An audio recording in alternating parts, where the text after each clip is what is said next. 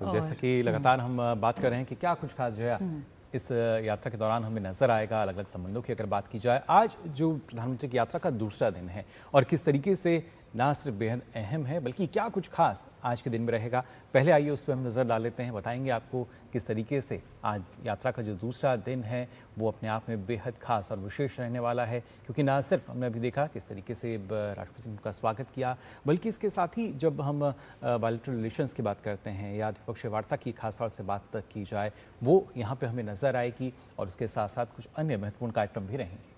बिल्कुल, और आज बता दें कि आज का दिन बेहद अहम है। द्विपक्षीय वार्ता और महत्वपूर्ण कार्यक्रम आज रहने वाले हैं।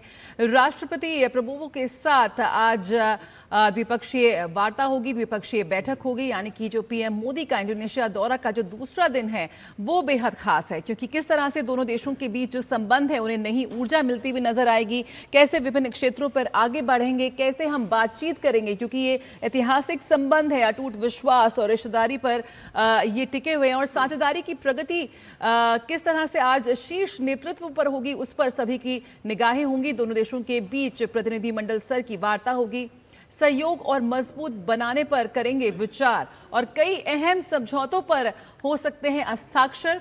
इंडोनेशिया की संसद के स्पीकर के साथ भी बैठक होगी और इंडोनेशियाई संसद के संयुक्त सत्र को भी संबोधित करते हुए वो नजर आएंगे। जकार्ता में कम्युनिटी इवेंट में भी होंगे शामिल, यानी कि जो वहां पर प्रवासी भारतीय मौजूद हैं, जो इंडियन कम्युनिटी मौजूद है, उनसे भी प्रधानमंत्री संवाद करते हुए नजर आएंगे। बेहद एक खास मौका होता है जब भी प्रधानमंत्री विदेशी जमीन पर जाते हैं, तो उनकी कोशिश होती है कि किस तरह से दोनों देशों के बीच जो रिश्ते हैं वो और प्रगाढ़ हो, कैसे आज की जो मौजूदा वैश्विक परिस्थिति है ऐसे में कैसे प्रधानमंत्री के विजन के तहत विस्तारवादी नीति नहीं बल्कि विश्वास की नीति के साथ भारत आज आगे बढ़ते हुए तमाम देशों के साथ जुड़ रहा है और वहां मौजूद प्रवासी भारतीय भी इस कड़ी में अहम रोल निभाते हैं। और इस लिहाज से भी प्रधानमंत्री हमेशा की कोशिश होती है उनकी कि जब भी वो कहीं जाए तो वहां मौजूद भारतीय मूल के निवासियों से, कम्युनिटी से वो मुलाकात करें। आइए आपको कुछ तस्वीरों के जरिए भी समझाते हैं कि किस तरह से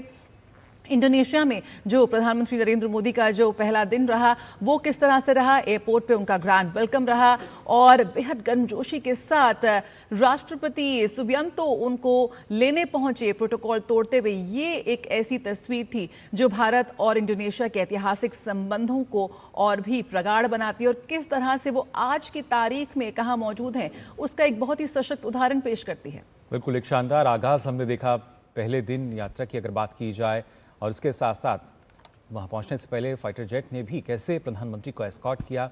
और जब प्रधानमंत्री वहां पहुंचे तो जकार्ता में मोदी मोदी के जो नारे हैं, भारत माता की जय, ये गूंज जो है वो सुनाई दी।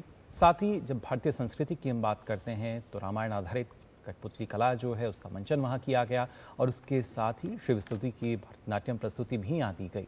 और वहीं बौद्ध संस्कृति की भी झलक हमें देखने को मिली, क्योंकि लगातार हम देखते हैं किस तरीके से आज के समय में जो भारत है वैश्विक मंच पर लगातार अपनी कला संस्कृति को लगातार बढ़ाता हुआ नजर आता है। बिल्कुल, प्रधानमंत्री नरेंद्र मोदी की इंडोनेशिया की राजधानी जकार्ता पहुंचने पे जो अगवानी हुई वो बेहद खास थी। खुद राष्ट्रपति प्रबोवो सुबियांतो एयरपोर्ट पर पहुंचे, उन्होंने बड़ी गर्मजोशी के साथ प्रधानमंत्री का स्वागत किया। हवाई अड्डे पर ही प्रधानमंत्री को गार्ड ऑफ ऑनर दिया गया। ये विशेष सम्मान दोनों देशों के आपसी ऐतिहासिक सांस्कृतिक रिश्तों की प्रगाढ़ता को दिखाता है। कल जिस तरह से पीएम मोदी का जकार्ता में स्वागत हुआ उसकी भी चर्चा खूब हो रही है। हम देख सकते हैं इस वक्त तस्वीरों में आपके सामने कि कैसे प्रधानमंत्री नरेंद्र मोदी का विशेष विमान जैसे ही इंडोनेशिया की वायु सीमा पर पहुंचा, वायु सीमा में पहुंचा, इंडोनेशिया के जेट विमानों ने विशेष सम्मान दिखाते हुए उनकी अगवानी की। फाइटर जेट्स द्वारा एस्कॉर्ट किया जाना किसी देश के राष्ट्राध्यक्ष को दिया जाने वाला सर्वोच्च सम्मान और सुरक्षा का प्रतीक होता है। और आप तस्वीरों में देख सकते हैं एयरपोर्ट पर ग्रैंड वेलकम, फाइटर जेट ने किया एस्कॉर्ट और उसके बाद जकार्ता में किस तरह से गूंजे मोदी मोदी के नारे। जैसे ही प्रधानमंत्री नरेंद्र मोदी होटल पहुंचे वहां पर उनका स्वागत करने के लिए मौजूद थे भारतीय और ये प्रवासी भारतीय जो प्रधानमंत्री नरेंद्र मोदी को अपने बीच पाकर बेहद गौरवान्वित हो चुके थे। उनको जिस तरह से उनके हाथ मिलाने देखा हमने, किस तरह से उनका अभिनंदन किया। तो रामायण आधारित कठपुतली कला का मंचन हुआ, स्तुति की भरतनाट्यम प्रस्तुति और इंडोनेशियन कलाकारों द्वारा इतना शुद्ध भरतनाट्यम नृत्य की प्रस्तुति, यकीनन ये दृश्य अद्भुत कर देने वाला था। तो इंडोनेशिया में प्रधानमंत्री नरेंद्र मोदी का जो पहला दिन था, और आइए सीधे रुक कर लेते हैं मुकुल का। मुकुल इस वक्त हमारे साथ मौजूद हैं। ग्राफिक्स के जरिए आपको समझा दें कि किस तरह से भारत और इंडोनेशिया के बीच ऐतिहासिक रिश्तों की कुछ। शुक्रिया जया। हम बात कर रहे थे यहाँ पर प्रधानमंत्री की यात्रा की पहले दिन की, लेकिन पहली यात्रा की अगर बात की जाए वहाँ उसकी जानकारी आपको देते हैं। 2018 की अगर हम बात करें, जहाँ पर हमने देखा था किस तरीके से जो साझेदारी है मजबूत होनी शुरू हुई थी। G20 शिखर सम्मेलन की भी अगर बात की जाए 2022 की, जब उनकी दूसरी यात्रा थी, तो यहाँ भी इसमें प्रधानमंत्री शामिल हुए थे। 2023 की आसियान भारत शिखर सम्मेलन में जो भागीदारी थी वो हमने देखी थी, और यहाँ पर अलग अलग क्षेत्रों में दोनों देशों के बीच हमने देखा था साझेदारी कैसे मजबूत हुई थी। 2018 में व्यापक रणनीतिक साझेदारी जो है वो यहाँ नजर आई थी, और उसके बाद ये संबंध लगातार मजबूत होते हुए नजर आए हैं और प्रगाढ़ होते हुए नजर आए हैं। खासतौर से हिंद प्रशांत क्षेत्र पर भी एक साझा दृष्टिकोण जो है वो हमने देखा था 2018 में। 2022 की अगर बात की जाए तो खासतौर से G20 शिखर सम्मेलन, वहाँ भी प्रधानमंत्री ने अपने अलग अलग, हम कह सकते हैं, तमाम जो बातें रखी थी उनको पूरे विश्व ने ना सिर्फ कह सकते हैं ध्यान से सुना, समझा, और आज के समय में पूरा विश्व जब भी भारत की तरफ से कोई बात आती है, किसी भी मंच पर आए, तो उसको बेहद ध्यान से सुनता है। लेकिन ये हम यात्रा के पड़ाव आपको बता रहे हैं प्रधानमंत्री के, किस तरीके से इंडोनेशिया के साथ जो भारत के द्विपक्षीय संबंध लगातार मजबूत होते हुए आए हैं। और ये अगर देखा जाए, इससे पहले की जो प्रधानमंत्री की 3 यात्राएं रही हैं, 2018 की बात की जाए, 2022 की बात करें, 2023 की हम बात करें, आसियान भारत शिखर सम्मेलन भी हमने देखा था किस तरीके से भारत ने वहाँ भागीदारी की थी, और उसके लगातार बाद से ही अलग अलग क्षेत्रों में जो दोनों देशों के बीच संबंध हैं वो और प्रगाढ़ होते हुए नजर आ रहे हैं, मजबूत होते हुए नजर आए हैं। क्योंकि इससे पहले जब दोनों देशों के बीच हम व्यापार की भी बात करते हैं तो हमने देखा था किस तरीके से जो व्यापार था उसको एक बढ़ाने का लक्ष्य रखा गया। और आज के दिन की भी, जैसे हम जया भी बता रही थी कि कैसे आज का जो दिन है बेहद अहम रहेगा। यहाँ पे किस तरीके से अलग अलग जो MOU हैं वो साइन किए जा सकते हैं, उनमें भी क्या कुछ खास होगा। और कई ऐसे क्षेत्र हैं जहाँ पे 2018 से लेके 2026 तक की अगर हम बात करें तो भारत और इंडोनेशिया के बीच जो संबंध हैं वो मजबूत हुए हैं। रक्षा क्षेत्र की अगर बात की जाए, क्योंकि जब हम देखते हैं कैसे लगातार भारत रक्षा क्षेत्र में आत्मनिर्भर हो रहा है और इसके साथ साथ आगे बढ़ता हुआ नजर आता है, आत्मनिर्भरता की तरफ लगातार आगे बढ़ रहा है। लेकिन फिलहाल जो ये यात्रा है काफ़ी अहम, और इसमें कई अहम पड़ाव आज हम देखेंगे, महत्वपूर्ण कार्यक्रम प्रधानमंत्री की। तो हिंद प्रशांत क्षेत्र में एक साझा दृष्टिकोण के साथ आज भारत और इंडोनेशिया आगे बढ़ रहे हैं। कैसे ये यात्रा बेहद महत्वपूर्ण है, क्यों सामरिक दृष्टि से बात करें, रणनीतिक महत्व की बात करें, आर्थिक महत्व की बात करें, तो प्रधानमंत्री नरेंद्र मोदी की यात्रा को लेकर काफी उम्मीदें हैं। एजेंडे में भी काफी कुछ है और इसी पर लगातार हम चर्चा कर रहे हैं। आपको लगातार वहां से मिल रही सीधी तस्वीरें भी दिखाएंगे। भारत इंडोनेशिया संबंधों में नई ऊर्जा कैसे ये बढ़ती भी नजर आ रही है। आइए शुरुआत करते हैं अपने इस खास कवरेज की। हमारे साथ हमारे खास मेहमान भी जुड़ चुके हैं। एम्बेसडर SR दयाल साहब, फॉर्मर सीनियर डिप्लोमेट, हमारे साथ जुड़ चुके हैं। साथ ही professor Anshu Joshi, school of international studies JNU, ये भी हमारे साथ जुड़ चुके हैं। बहुत बहुत स्वागत है आपका दोनों ही खास मेहमानों का हमारे साथ जुड़ने का। सबसे पहले एम्बेसडर दयाल, आपसे शुरुआत करना चाहूंगी। कल की तस्वीरें हमने जिस तरह से देखी, यकीनन वो गौरवान्वित करने वाली है। प्रधानमंत्री नरेंद्र मोदी वहां पहुंचे, प्रोटोकॉल तोड़ के राष्ट्रपति सुबियांतो ने उनका स्वागत किया, और जिस तरह की तस्वीरें कल सामने आई, भारत और इंडोनेशिया के ऐतिहासिक रिश्ते रहे हैं, काफी संबंध रहे हैं, विभिन्न क्षेत्रों में हम आपस में जुड़े हुए हैं, लेकिन इस यात्रा को लेकर काफी ज्यादा उम्मीदें हैं। आज का दिन बेहद खास है। किस तरह से देखते हैं उम्मीदें जो इस यात्रा को लेकर है, और जो आज प्रतिनिधिमंडल स्तर की वार्ता होने जा रही है, संभावित समझौतों की यहाँ पर जिक्र हो रहा है। लेकिन अगर हम सिर्फ शुरुआत की बात करें तो क्या कुछ तस्वीर आपको इस वक्त दिखती हुई नजर आ रही है, द बिग पिक्चर? देखिए, बिग पिक्चर तो ये है कि प्रधानमंत्री का ये जो दौरा है 3 देशों का, वो हिंद प्रशांत क्षेत्र के लिए बहुत ही महत्वपूर्ण है। क्योंकि जो विश्व देख रहा है और जो हिंद प्रशांत के कंट्रीज, सब देश देख रहे हैं कि कुछ निर्णय दूसरे देशों में लिए जाते हैं और उनका एक दुष्प्रभाव हिंद प्रशांत के देशों पर पड़ता है। चाहे वो यूक्रेन रशिया की लड़ाई हो, चाहे अभी स्ट्रेट ऑफ हॉर्मुज, और ये सब हमने देखा किस तरह एनर्जी का स्रोत इस क्षेत्र के लिए उसमें अवरोध आया जी। तो एक सोच ये है, जो हमारे प्रधानमंत्री का सोच है, मैं समझता हूँ कि पूरे इस क्षेत्र का सोच है कि जो भी बड़े निर्णय हैं, ये देश, ये क्षेत्र केवल उनका रिसिपिएंट ही ना हो, उस पर कुछ अपना भी एक सहयोग और एक योगदान करे और मिलजुल कर आगे बढ़ें। तो अभी आप देखिए कौन सी बड़ी डेमोक्रेसीज हैं इंडो पैसिफिक में। अप्रैल में कोरिया के राष्ट्रपति यहाँ आए, कुछ ही दिन पहले जापान की प्रधानमंत्री यहाँ पर आई, और अब हमारे प्रधानमंत्री सबसे पहले इंडोनेशिया, 28 करोड़ वहाँ की पॉपुलेशन है, विश्व की शायद तीसरी या चौथी सबसे बड़ी, और पूरे आसियान में इंडोनेशिया का एक बहुत ही महत्वपूर्ण स्थान है। आसियान का हेडक्वार्टर्स भी जकार्ता में है जी। और उसके बाद वो जाएंगे ऑस्ट्रेलिया और न्यूजीलैंड।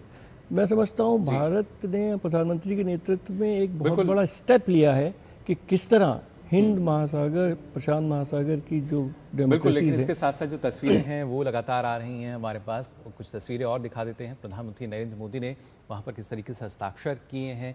जब वो पहुँचे थे हमने देखा था, भव्य स्वागत उनका वहाँ हुआ, और साथ ही अपना जो भव्य है जाहिर तौर पर उन्होंने यहाँ इस दौरान ना सिर्फ हस्ताक्षर किए, काफ़ी महत्वपूर्ण संबंध दोनों देशों के बीच, और वो गर्मजोशी, वो एक ऊर्जा हम देख सकते हैं दोनों राष्ट्र नेताओं के बीच में भी। कैसे ना सिर्फ आज का जो दिन है वो महत्वपूर्ण होगा, बल्कि आज जब यहाँ हम देख सकते हैं इन तस्वीरों के ज़रिए, इससे पहले भी एक अलग गर्मजोशी जो है वो नज़र आती है, ना सिर्फ दोनों राष्ट्र नेताओं के बीच, बल्कि कैसे इसके ही आधार पर दोनों देशों के बीच जो संबंध हैं वो और बेहतर होते नज़र आ रहे हैं, प्रगाढ़ हो रहे हैं। और उनकी बानगी भी अब से कुछ देर बाद हमें नज़र आएगी तस्वीरों में, जब अलग अलग क्षेत्रों में जो समझौता ज्ञापन है उस पर हस्ताक्षर होंगे। बिल्कुल, तो आज सुबह की शुरुआत हुई प्रेसिडेंशियल पैलेस में एक भव्य स्वागत समारोह से, जहां पर हमने देखा कि किस तरह से भारत का राष्ट्रगान भी गूंजा, और फिर वेलकम सेरेमनी के बाद signing off the guest book. और भारत और इंडोनेशिया के संबंध केवल कूटनीति तक सीमित नहीं है, बल्कि लगभग 2000 वर्षों पुरानी साझा सभ्यतागत विरासत, समुद्री संपर्क और सांस्कृतिक आदान प्रदान पर आधारित हैं। और आज यही ऐतिहासिक रिश्ते व्यापक रणनीतिक साझेदारी का रूप ले चुके हैं। हिंद प्रशांत क्षेत्र में इंडोनेशिया की सामरिक स्थिति, विशेष रूप से अगर हम बात करें तो मलक्का स्ट्रेट के निकट उसकी मौजूदगी, भारत के समुद्री हितों और क्षेत्रीय सुरक्षा के लिए बेहद महत्वपूर्ण है। आसियान की सबसे बड़ी अर्थव्यवस्था होने के साथ साथ इंडोनेशिया भारत की एक्ट ईस्ट पॉलिसी का एक प्रमुख स्तंभ है और महासागर विजन का अहम साझेदार भी है।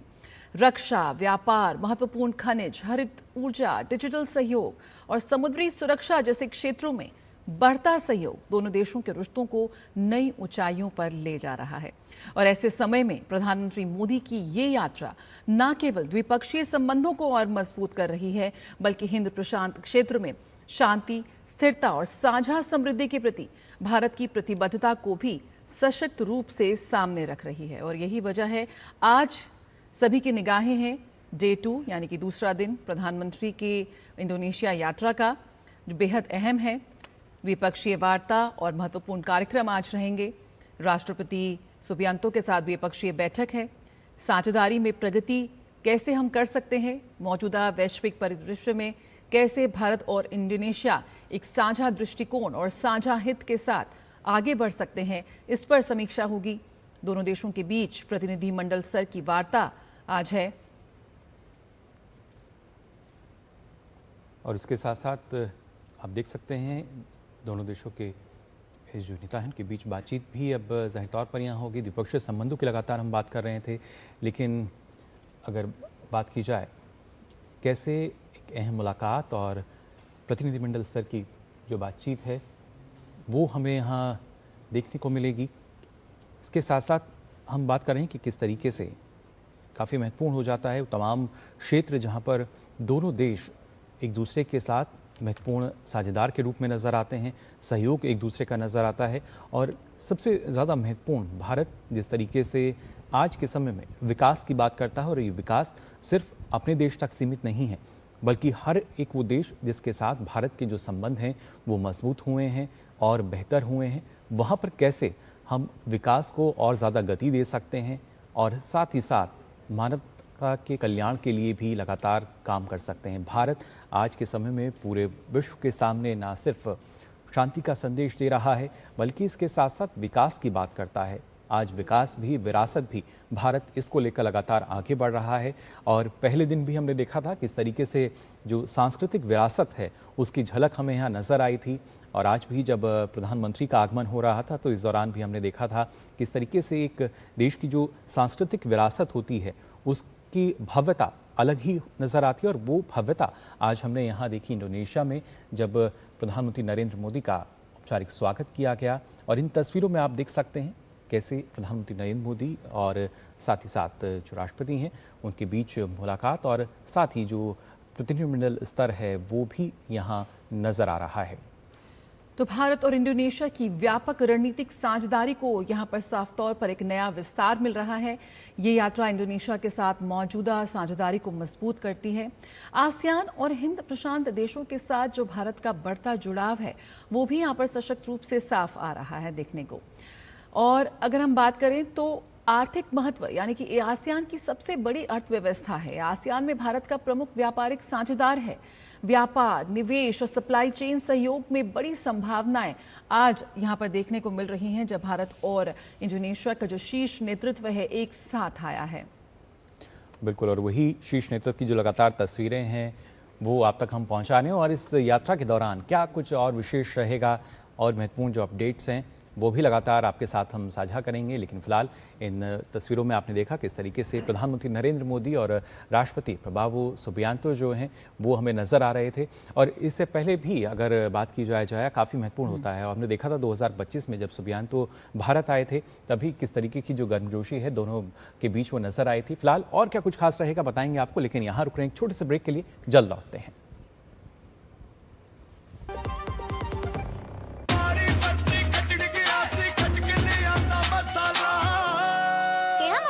छोले दा या लोबिया दा, पंजाबी छोले दा या पिंडी चने दा। अब छोलिया हो या लोबिया, पंजाबी छोले या पिंडी चने, सब कुछ मजेदार बने। घर का खर्च चलाने के लिए रोहन की पढ़ाई वाली एफडी तोड़नी पड़ी और उसके डॉक्टर बनने का सपना भी। काश तुमने जाने से पहले टर्म लाइफ इंश्योरेंस लिया होता। पॉलिसी बाजार ऐप पर 1 करोड़ का टर्म इंश्योरेंस सिर्फ 410 रुपए महीने से शुरू। मेरी पसंद, मेरी पसंद, मेरी पसंद, मेरी पसंद, हमारी पसंद, हम सबकी पसंद। मजबूत देश का मजबूत सरिया हो गया स्टील। यार कैसे ले पाएंगे घर? नहीं, आज गर्मी बहुत है ना। यस, बहुत ही ज्यादा। पापा, घर खरीदने की planning is not easy. Vini, long term savings का बेस्ट प्लान बताना। LIC protection plus plan. LIC और सेविंग्स। यस, इसमें इंश्योरेंस और फंड्स दोनों में इन्वेस्ट करके गोल्स के हिसाब से सम अश्योर्ड एडजस्ट कर सकते हो। LIC protection plus plan, future insured, growth assured. तो ब्रेक के बाद आप सभी का एक बार फिर स्वागत। हमारे विशेष कार्यक्रम में लगातार आपके साथ जानकारी साझा कर रहे हैं। भारत इंडोनेशिया के बीच संबंधों में किस तरीके से एक नई ऊर्जा का संचार होता हुआ यहाँ नजर आ रहा है। प्रधानमंत्री नरेंद्र मोदी जो कि इंडोनेशिया की यात्रा पर हैं और यात्रा का आज दूसरा दिन किस तरीके से महत्वपूर्ण रहने वाला है। लगातार जो तस्वीरें हैं वो आपके साथ हम यहाँ साझा कर रहे हैं। और साथ ही दो खास मेहमान जो हैं हमारे साथ जुड़े हुए हैं, मजदयाल और साथ ही प्रोफेसर अंशु जोशी हमारे साथ जुड़ी हुई हैं। अंशु जोशी जी, आपसे भी समझना चाहूँगा 2018 में जब प्रधानमंत्री की पहली यात्रा रही इंडोनेशिया के लिए, उसके बाद से अगर देखा जाए हमने देखा कैसे लगातार जो संबंध हैं और मजबूत हुए हैं। लेकिन एक फोकस की अगर बात की जाए, किस क्षेत्र में आपको ज़्यादा फोकस नज़र आता है? मुकुल, सबसे पहले तो इस महत्वपूर्ण चर्चा का भाग मुझे बनाने के लिए आपका बहुत बहुत धन्यवाद। निश्चित तौर पर हमारे प्रधानमंत्री की इंडोनेशिया, इसके बाद ऑस्ट्रेलिया और न्यूजीलैंड भी जाने वाले हैं। ये 6 दिवसीय यात्रा बहुत महत्वपूर्ण है। इसमें इंडोनेशिया का पड़ाव 3 दृष्टिकोणों से बहुत अधिक महत्व रखता है। द्विपक्षीय स्तर पर जिस प्रकार के संस्कृति के, सभ्यता के संबंध हमारे इंडोनेशिया के साथ रहे, 1949 से हमारे जिस तरह के राजनयिक कूटनीतिक संबंध रहे, और फिर 2018 में जिस तरह से हमने इसको कॉम्प्रिहेंसिव स्ट्रेटेजिक पार्टनरशिप में परिणत किया, तो इसके बाद द्विपक्षीय संबंधों के साथ साथ जिसमें यदि मैं क्षेत्रों पर जाऊं तो एक तो डिफेंस और जो हमारा सुरक्षा सहयोग का क्षेत्र है, इसमें ब्रह्मोस हमारी जो मिसाइल्स है, हमारी होम ग्रोन मिसाइल सिस्टम है, इसको लेकर के ब्रह्मोस प्लस डील जो है वो इंडोनेशिया के साथ में हमारी बातचीत चल रही है और यहाँ पर इंडोनेशिया एक हमारे बड़े खरीदार के रूप में हमें नजर आता है। यदि हम आर्थिक क्षेत्र की बात करें तो आसियान का एक बड़ा ट्रेडिंग पार्टनर है इंडोनेशिया हमारे साथ। यदि हम मार्केट एक्सेस की और अपने व्यापार के दृष्टिकोण से बात करें तो इंडोनेशिया आबादी की दृष्टि से एक बड़ा देश है और उस हिसाब से हमारे चाहे फार्मास्यूटिकल हो, एग्रीकल्चरल प्रोडक्ट्स हो, दूसरे खाद्य पदार्थ हो,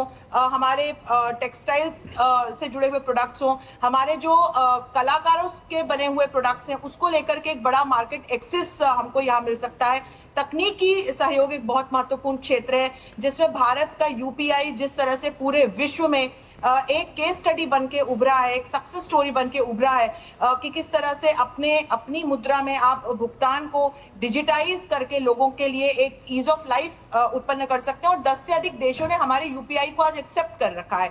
तो इंडोनेशिया के साथ भी इस चीज को लेकर के बातचीत चल रही, ये एक महत्वपूर्ण क्षेत्र है। इसके अलावा हमारी जो एक्ट ईस्ट पॉलिसी है और हमारी जो महासागर नीति है, वहां इंडोनेशिया एक बहुत महत्वपूर्ण सामरिक सहयोगी के रूप में मुकुल हमारे साथ खड़ा दिखाई पड़ता है। और बहुपक्षीय मंचों की यदि बात करें तो G20 से लेकर के ब्रिक्स तक हम देखें, आसियान की ओर हम देखें, इंडोनेशिया एक बड़ा सहयोगी है। तो सुरक्षा का क्षेत्र हो, आर्थिक क्षेत्र हो, सांस्कृतिक क्षेत्र हो, तकनीकी क्षेत्र हो, ये जो 4 ऐसे महत्वपूर्ण आधार स्तंभ हैं, ये इनसे जुड़े हुए मुझे कई सेक्टर्स दिखाई देते हैं जिनको लेकर के दोनों देशों के बीच में संभावनाओं की नई खिड़कियां, नए दरवाजे भी खुल रहे हैं। बिल्कुल। तो 2018 में दोनों देशों ने एक कॉम्प्रिहेंसिव स्ट्रैटेजिक पार्टनरशिप स्थापित की थी और इस यात्रा से उस साझेदारी को किस तरह से एक नई दिशा मिलने की संभावना है, आइए इसको समझते हैं ग्राफिक्स के जरिए। मुकुल इस वक्त मेरे साथ है। जी मुकुल। बिल्कुल जया, अगर बात की जाए किस तरीके से दोनों देशों के बीच जो संबंध हैं और मजबूत होते हुए नजर आते हैं 2018 के बाद से, आपको बता दें कैसे जो रिश्ते हैं और ज़्यादा प्रगाढ़ हुए हैं। 2018 में पीएम मोदी की पहली द्विपक्षीय यात्रा थी इंडोनेशिया की, जब हम बात करते हैं, और उस यात्रा के बाद लगातार जो संबंध हैं हमने देखा है किस तरीके से मजबूत होते हुए यहाँ नजर आ रहे हैं। और इस दौरान हमने देखा था रक्षा क्षेत्र की बात की जाए, समुद्री सुरक्षा की हम बात करें, व्यापार की बात की जाए, कनेक्टिविटी की बात की जाए, इस पर एक फोकस नजर आता था। साथ ही हमने देखा था इंडो पैसिफिक सहयोग पर भी जो जोर है वो दिया गया और उसके परिणाम अभी हम देख भी पा रहे हैं किस तरीके से वो मजबूत हुआ है। इंडो पैसिफिक की जब हम बात करते हैं खासतौर से, तो वहाँ हमने देखा कैसे लगातार बदलाव हुआ, लेकिन 2018 के बाद से रक्षा क्षेत्र जो है वहाँ किस तरीके से हमने देखा दोनों देशों के बीच जो एक MOU साइन हुआ था 2018 में, और बेहतर समन्वय हुआ, कॉपरेशन जो है और मजबूत होता हुआ नजर आया है। और इसी के साथ साथ दोनों देशों के बीच जो नियमित नौसेना अभ्यास जो है वो हमें देखने को मिलता है। वहीं अगर बात की जाए समुद्री डोमेन अवेयरनेस और समन्वय की, वो भी दोनों देशों के बीच बढ़ा है 2018 के बाद से।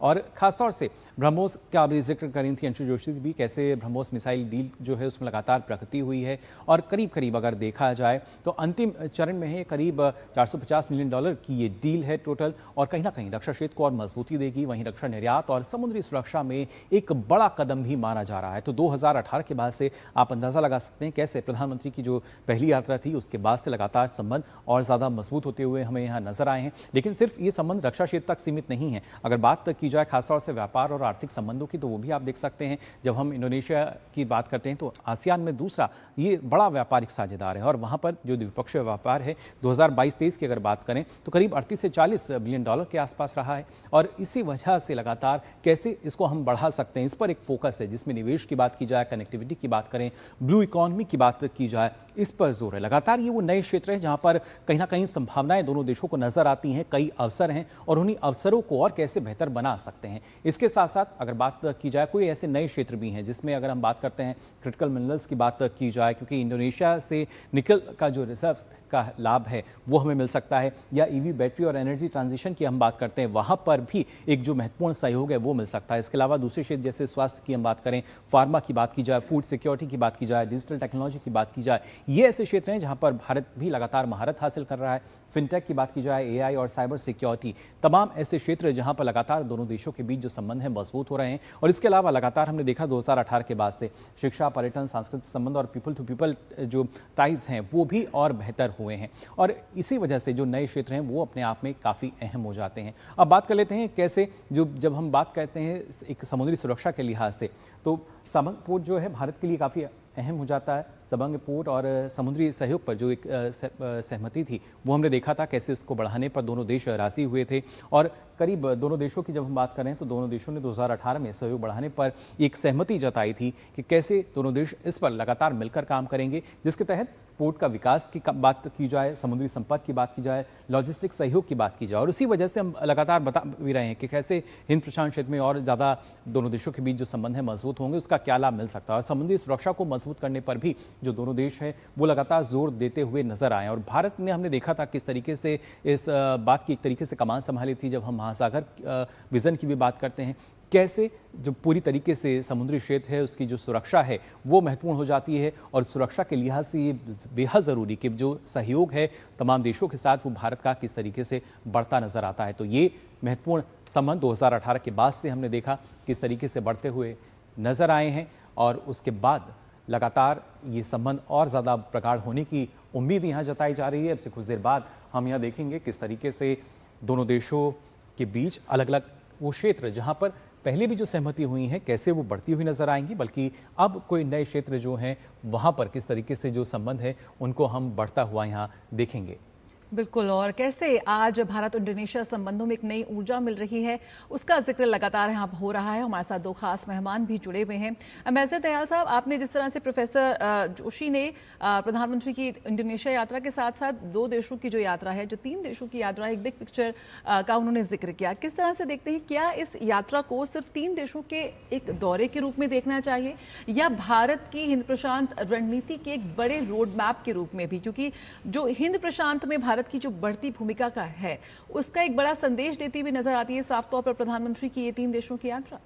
जी हाँ, बिल्कुल। एक द्विपक्षीय वार्ता और जो बायलैटरल रिलेशंस हैं उसमें तो प्रगति होगी ही, पर एक जिस तरह का वातावरण पूरा दुनिया में बन रहा है उसमें हिंद प्रशांत महासागर के देश किस तरह साथ मिलकर काम करें और आगे बढ़ें, और जो तरह तरह की जो सप्लाई चेन्स में दिक्कत आ रही है, जैसे क्रिटिकल मिनरल्स में दिक्कत आ रही है, हमने देखा कि इंडस्ट्रियल मैग्नेट्स में एक या 2 देशों का बहुत अधिक मोनोपोली है, उसमें जैसा आपके संवाददाता ने बताया कि निकिल और कई और क्रिटिकल मिनरल्स ऑस्ट्रेलिया में और न्यूजीलैंड में और इंडोनेशिया, ये तीनों देशों में है। किस तरह सब देश साथ मिलकर काम करें, क्योंकि मिनरल्स इस समय जैसे क्रिटिकल मिनरल्स हैं ऑस्ट्रेलिया में, जापान वहाँ से ख़रीदता है और मलेशिया में उनको प्रोसेस करता है। इस तरह कई देशों की भागीदारी से अगर आगे बढ़ा जाए तो हर देश को लाभ होगा और हर देश की अर्थव्यवस्था को भी लाभ होगा। तो किस तरह सब साथ मिलकर काम किया जाए। दूसरा, जो स्ट्रेट ऑफ हॉर्मुज़ को जिस तरह से ब्लॉक किया गया, ने भी कुछ किया, अमेरिका ने भी कुछ किया।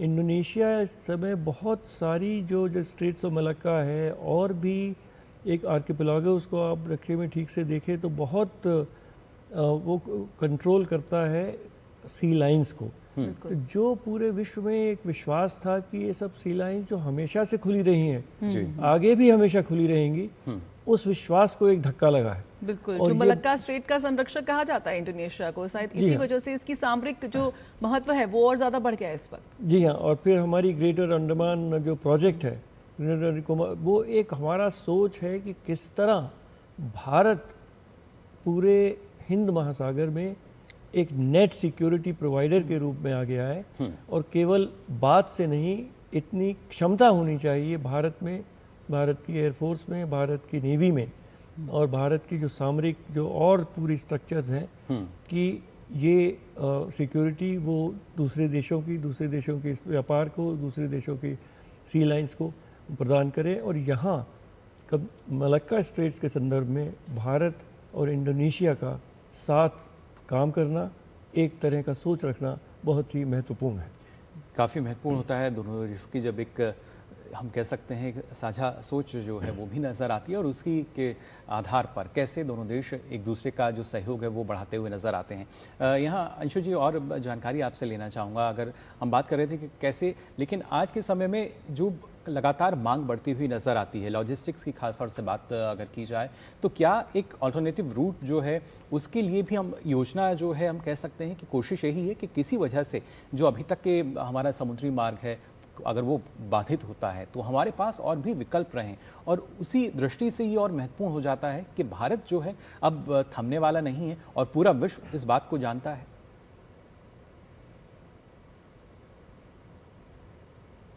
मुकुल, आपने चर्चा में ये बहुत ही महत्वपूर्ण बिंदु जोड़ा है।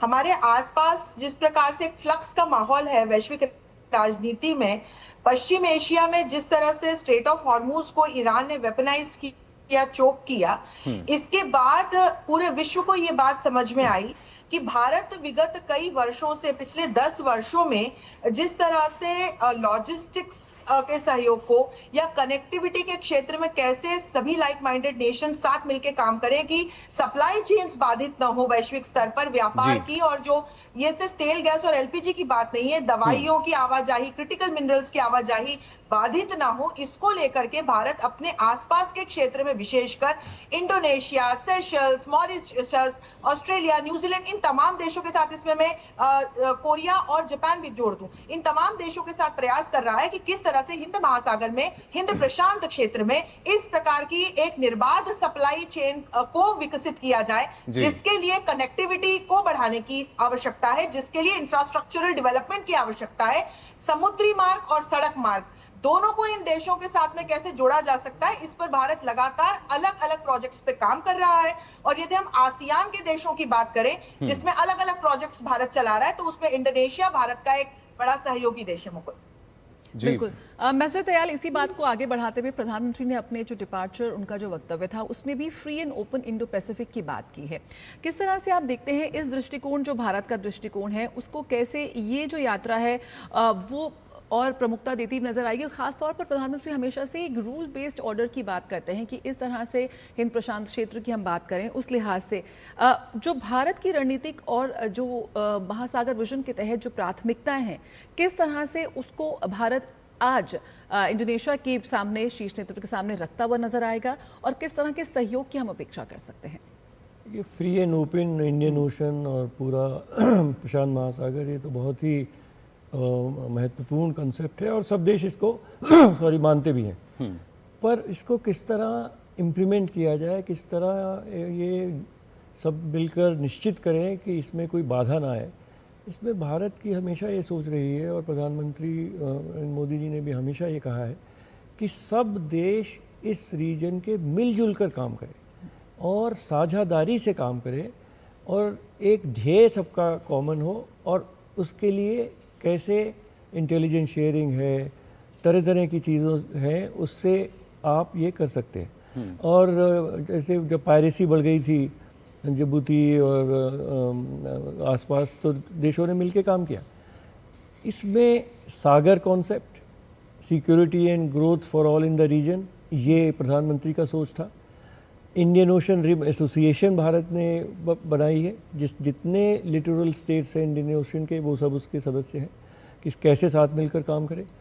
और एक नया हमारी नौसेना ने महासागर कॉन्सेप्ट एक शुरू किया है, maritime heads for active security and growth for all in the region, कि किस तरह इस सारे क्षेत्र की नेवीज वो भी साथ मिलकर काम करें, जिससे कि पूरा हिंद महासागर, प्रशांत महासागर, मैं कहूँगा हिंद महासागर पे शायद हमारा अधिक फोकस है, और होना भी चाहिए, क्योंकि इसमें हमारी क्षमताएं भी अधिक हैं, और हमारा बिल्कुल डायरेक्ट वो ये एरिया है। उसमें किस तरह साथ मिलकर काम करें। इंडोनेशिया अभी शायद महासागर की पिछली मीटिंग में शायद नहीं आया था। मैं समझता हूँ कि इस आज के वार्तालाप के बाद दोनों देशों के लीडर्स के, इंडोनेशिया भी महासागर का एक एक्टिव मेंबर बनेगा जी। तो ये देखिए, चीज़ें एक दिन में नहीं होती हैं, इसमें समय लगता है, पर एक ध्येय क्लियर होना चाहिए कि हर देश मिलजुल कर काम करे, और किस तरफ आगे बढ़ना है और कैसे आगे बढ़ना है, वो दिशा निर्देश हमारे प्रधानमंत्री और इंडोनेशिया के राष्ट्रपति आज देंगे।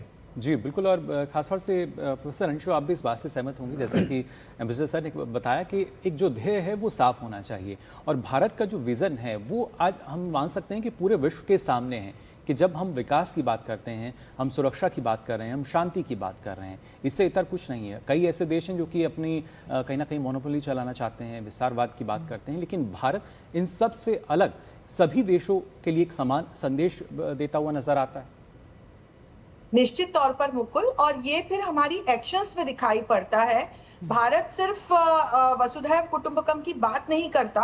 भारत जब सागर से महासागर नीति पर शिफ्ट करता है तो security and growth for all का अनाउंसमेंट हमारे यशस्वी प्रधानमंत्री ने मॉरिशस की धरती से किया था। इसके बाद जब वो फिर मॉरिशस गए तो उन्होंने सागर को महासागर में परिणत कर दिया, जो कि mutual and holistic advanced security and growth across regions है। तो इसमें हिंद महासागर और हिंद प्रशांत क्षेत्र से आगे बढ़ते हुए जो दूसरे महासागर और दूसरे कॉन्टिनेंट से जुड़े हुए देश हैं उनको साथ में लाकर के कैसे विशेष करके ग्लोबल साउथ के परिप्रेक्ष्य में हम रक्षा और सुरक्षा के क्षेत्र में, तकनीकी सहयोग के क्षेत्र में, आर्थिक सहयोग के क्षेत्र में, सांस्कृतिक सहयोग के क्षेत्र में, लॉजिस्टिक सपोर्ट को आगे बढ़ाते हुए कैसे हम आगे बढ़ सकते हैं, इसकी बात भारत करता है। और भारत इसको लेकर के अलग अलग प्रोजेक्ट्स पे काम कर रहा है। और इसके साथ साथ जो ग्लोबल साउथ के ऐसे देश हैं जो अपनी सामरिक लोकेशन की वजह से महत्वपूर्ण है मुकुल, उनको कैसे फंडिंग के जरिए आगे बढ़ाया जा सकता है, उनके सहयोग को और उनके विकास को सुनिश्चित किया जा सकता है, इसको लेकर भारत काम कर रहा है। और यही कारण है कि इंडोनेशिया के पहले हमारे प्रधानमंत्री सेशल्स गए थे, और इसके पहले उन्होंने लगातार, आप देखिए, अफ्रीका के, पश्चिम एशिया के और यूरोप के देशों की यात्रा की। तो ये एक पूरा, मैं कहूंगी कि चीन की जो स्ट्रिंग ऑफ पर्ल्स रणनीति रही है, ये एक नेगेटिव डिप्लोमेटिक प्रैक्टिस चीन ने की भारत को हिंद महासागर क्षेत्र में घेरने के लिए। उसके आसपास भारत ने अब एक नेकलेस ऑफ डायमंड बनाया है, जिसमें ये तमाम जो अलग अलग कॉन्टिनेंट से जुड़े हुए देश हैं इनको साथ में ला करके कैसे इस उथल पुथल की भू राजनीतिक स्थिति में सहयोग का हाथ थाम के हम आगे बढ़ सकते हैं, इसको लेकर के भारत काम कर। बिल्कुल, और भारत तो डायलॉग डिप्लोमेसी की बात करता है, संवाद से कैसे हर जो बड़ी चीज़ है वो संभव हो सकती है, और कैसे भारत उसको लगातार सार्थक करता हुआ नजर आ रहा है, ये हम सभी के सामने है। आगे भी आपको बताएंगे इस यात्रा से जुड़ी महत्वपूर्ण जो अपडेट्स हमारे पास आएंगे, लेकिन फिलहाल रुक रहे हैं एक छोटे से ब्रेक के लिए। हमें पता है चमकी चाट से क्या बना है, सैंडविच, लस्सी और छाछ हर घूंट में चमकी चाट, ड्राई फ्रूट और दही बड़े, चमकी चाट से स्वाद बढ़े, और चाट पपड़ी दही बल्ले, चमकी चाट से बल्ले बल्ले, सिर्फ चमकी चाट।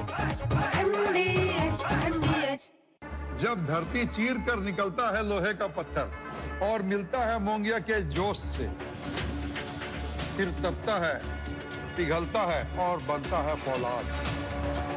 अब होता है सरिया सारी खूबियों के साथ। मोंगिया स्टील, मजबूत देश का मजबूत सरिया। यार कैसे ले पाएंगे घर? नहीं, आज गर्मी बहुत है ना? यस, बहुत ही ज्यादा। पापा, घर खरीदने की planning is not easy. Vini, long term savings का बेस्ट प्लान बताना। LIC protection plus plan. LIC और सेविंग्स। यस, इसमें इंश्योरेंस और फंड्स दोनों में इन्वेस्ट करके गोल्स के हिसाब से सम अश्योर्ड एडजस्ट कर सकते हो। LIC protection plus plan, future insured, growth assured. Break के बाद स्वागत है, आप देख रहे हैं हमारी स्पेशल कवरेज। प्रधानमंत्री नरेंद्र मोदी की इंडोनेशिया यात्रा का दूसरा दिन है। प्रधानमंत्री नरेंद्र मोदी का आज जकार्ता में भव्य स्वागत किया गया, उन्हें गार्ड ऑफ ऑनर दिया गया। प्रधानमंत्री नरेंद्र मोदी की इंडोनेशिया यात्रा काफी मायने में बेहद अहम है। दोनों देशों के बीच द्विपक्षीय संबंधों के सभी पहलुओं की समीक्षा महत्वपूर्ण विषय है। पीएम मोदी की यात्रा से दोनों देशों के बीच व्यापक रणनीतिक साझेदारी को नई गति मिल रही है। बेहद भव्य स्वागत प्रधानमंत्री नरेंद्र मोदी का आज दूसरा दिन यात्रा का, और प्रेसिडेंशियल पैलेस में उन्हें गार्ड ऑफ ऑनर दिया गया।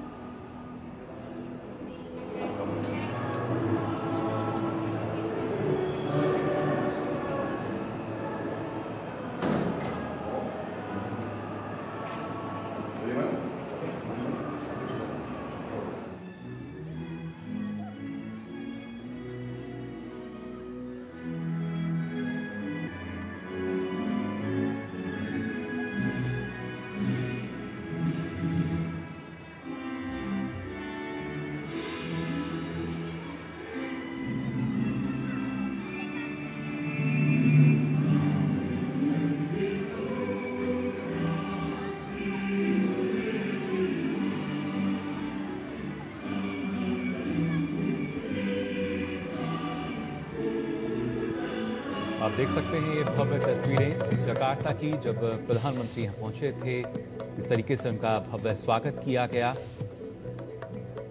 राष्ट्रपति से किस तरीके से उनकी ये भेंट, तस्वीरें अपने आप में बहुत कुछ बयां करती हुई, और उसके बाद किस तरीके से यहाँ पर प्रधानमंत्री का स्वागत हुआ। Hormat senjata.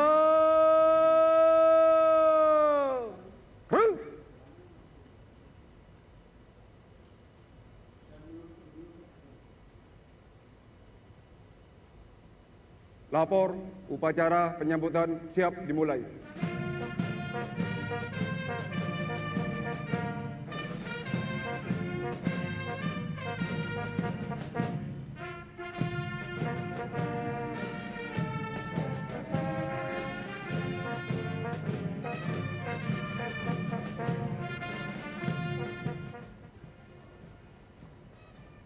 Guard of honour यहाँ दिया गया और उसके साथ ही वहाँ पर जो इंडोनेशिया का प्रतिनिधिमंडल था उससे मुलाकात करते हुए नजर आए प्रधानमंत्री नरेंद्र मोदी।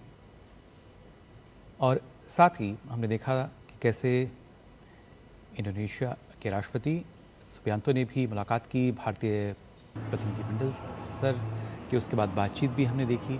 और ये वो तस्वीरें हैं जो कि अपने आप में बता रही हैं किस तरीके से आज के समय में भारत की मौजूदगी किस तरीके से नज़र आती है। प्रधानमंत्री नरेंद्र मोदी का जकार्ता में किस तरीके से भव्य स्वागत हमें यहाँ देखने को मिला। गार्ड ऑफ ऑनर उनको इस दौरान दिया गया और साथ ही दोनों देशों के बीच जो परस्पर सहयोग बढ़ रहा है उसकी झलक भी नज़र आई। छोटे छोटे बच्चे जो हैं हाथों में तिरंगा लिए वहाँ नज़र आए हमें, और उसके साथ ही भव्य तस्वीर बताते हुए कि कैसे आज विश्व पटल पर लगातार भारत अपनी छवि को और मजबूत करता हुआ नज़र आ रहा है। और हर कोई कहीं ना कहीं अगर देखा जाए भारत की तरफ बेहद ही उम्मीद भरी निगाह से आज देखता है। इसकी कई वजह हैं। पिछले एक दशक में जिस तरीके से भारत की नीतियां रही हैं, भारत ने विकास को जिस तरीके से गति दी है, आप देख सकते हैं कैसे उत्साहित नज़र आ रहे थे वहाँ पर ये बच्चे, और साथ ही साथ कितने अनुशासनता के साथ ये पूरा स्वागत वहाँ पर हमने देखा प्रधानमंत्री का किया गया। साथ ही लोक संस्कृति की भी अगर बात की जाए उसकी झलक हमें इस दौरान दिखाई दी। इंडोनेशिया भारत की एक्ट ईस्ट पॉलिसी का प्रमुख स्तंभ और महासागर विजन का अहम साझेदार भी। दोनों देशों के शीर्ष नेतृत्व के बीच ये विश्वास, ये गर्मजोशी न सिर्फ अतीत के ऐतिहासिक रिश्तों की एक झलक प्रस्तुत करती है, बल्कि वर्तमान और भविष्य का एक रोड मैप भी आज हमें दिखाती है। रक्षा, व्यापार, महत्वपूर्ण खनिज, हरित ऊर्जा, डिजिटल सहयोग और समुद्री सुरक्षा जैसे क्षेत्रों में बढ़ता सहयोग दोनों देशों के रिश्तों को नई ऊंचाई दे रहा है। तो लगातार कैसे दोनों देशों के बीच जो व्यापक रणनीतिक साझेदारी है उसे नई गति मिल रही है, उसकी झलक हम यहाँ देख रहे हैं। हमारे साथ हमारे दोनों खास मेहमान जुड़े हुए हैं। प्रोफेसर अंशु जोशी भी हमारे साथ जुड़ी हुई हैं। प्रोफेसर जोशी, आज भारत सेमीकंडक्टर के क्षेत्र में एक बड़ी छलांग लगा रहा है। इंडोनेशिया दुनिया के सबसे बड़े निकेल उत्पादकों में से एक है। क्या महत्वपूर्ण खनिजों पर सहयोग, जो कि एक अहम कड़ी है प्रधानमंत्री नरेंद्र मोदी की यात्रा की और भारत और इंडोनेशिया के संबंधों की, कैसे महत्वपूर्ण खनिजों पर सहयोग भारत की ईवी और सेमीकंडक्टर रणनीति के लिए भी एक बेहद निर्णायक साबित हो सकता है?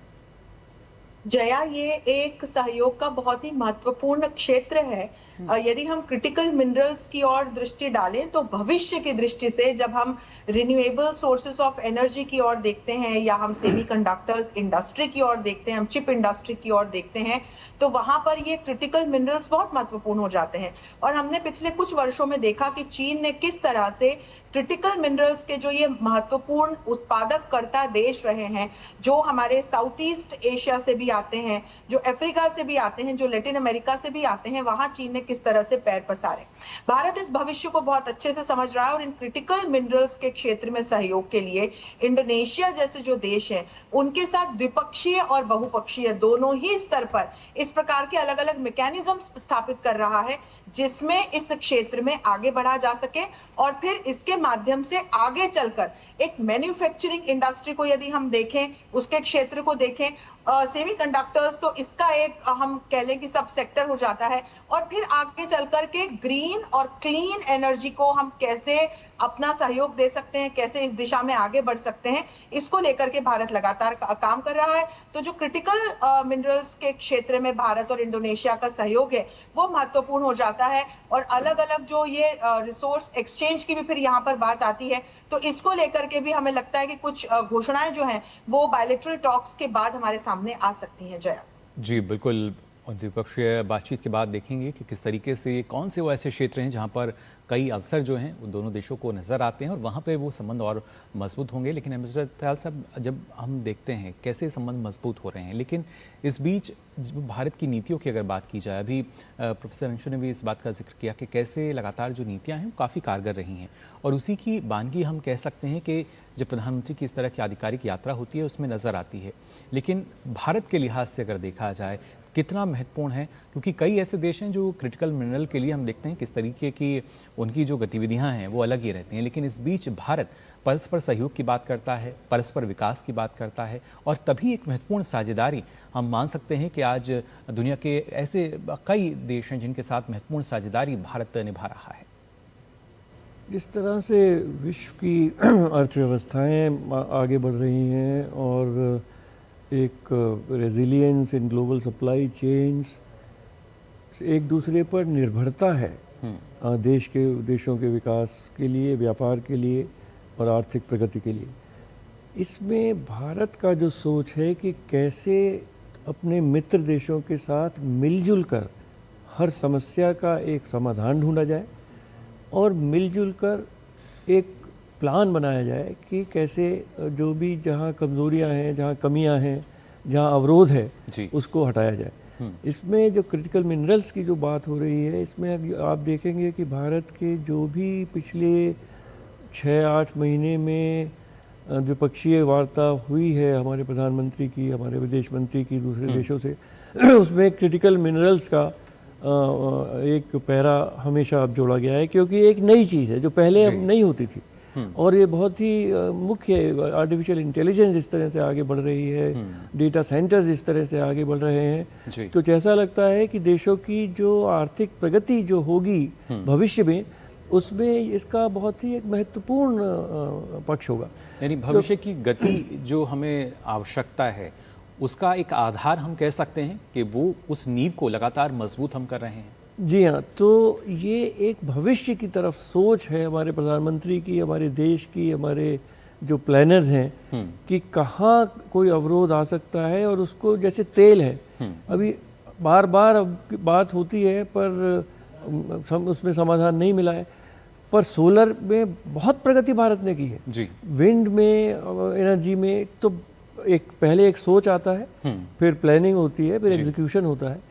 तो क्रिटिकल मिनरल्स और उसका जो पूरा एक इकोसिस्टम है, कहीं पर वो खनिज उपलब्ध है, कहीं पर टेक्नोलॉजी उपलब्ध है, भारत में स्किल है, मैन पावर है, कि सब लोग मिलकर इस समस्या का समाधान ढूंढें।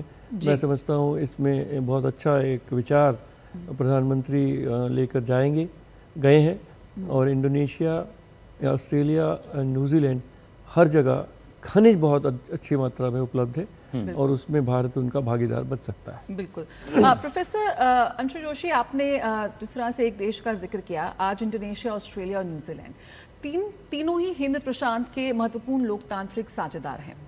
क्या इस पूरे दौरे को लेकर जिस पूरे क्षेत्र में जो एक देश की बढ़ती सक्रियता है या बदलते शक्ति संतुलन में के व्यापक संदर्भ में भी देखा जाना चाहिए, और साथ ही यहाँ पे जिक्र करना चाहूंगी साबांग बंदरगाह और मलक्का स्ट्रेट का, उसको लेकर दोनों देशों का सहयोग कितना रणनीतिक महत्व रखता है?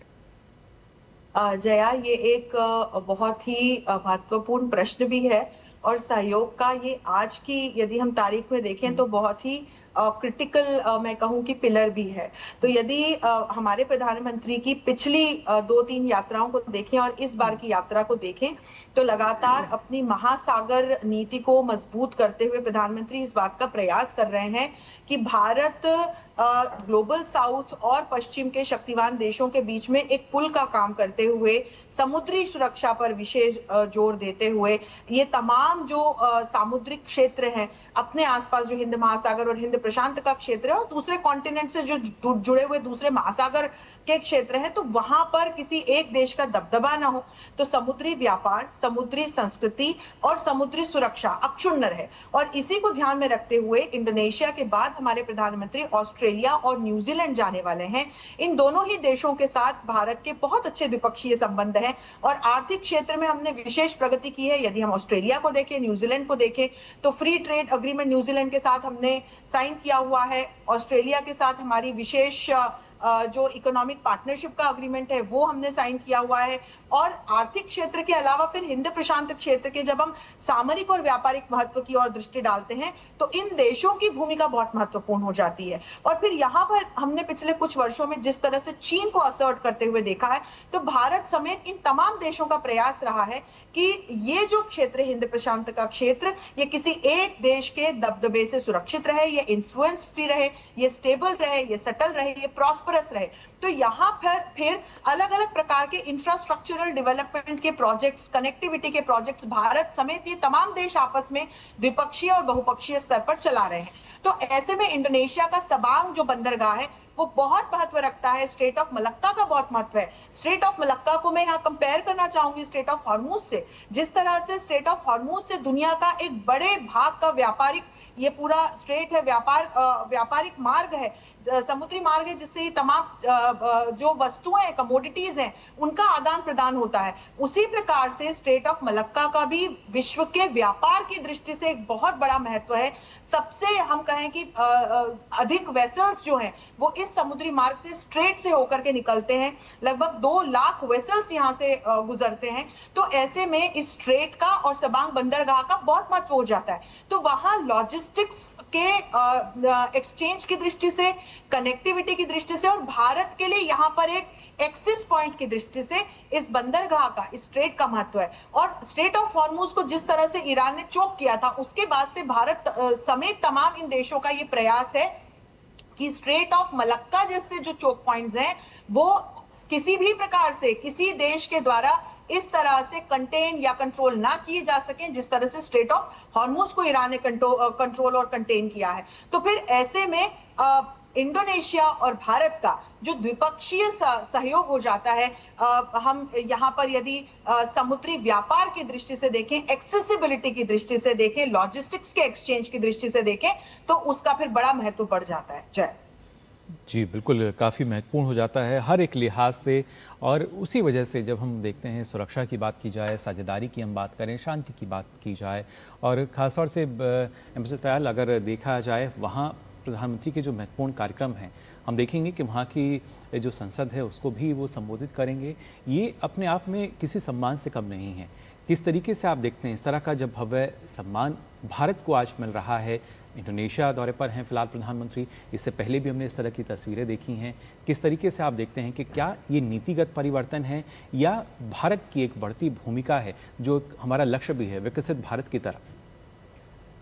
जब दो देशों के बीच में संबंध प्रगाढ़ होते हैं तो अलग अलग लेवल्स पर होते हैं।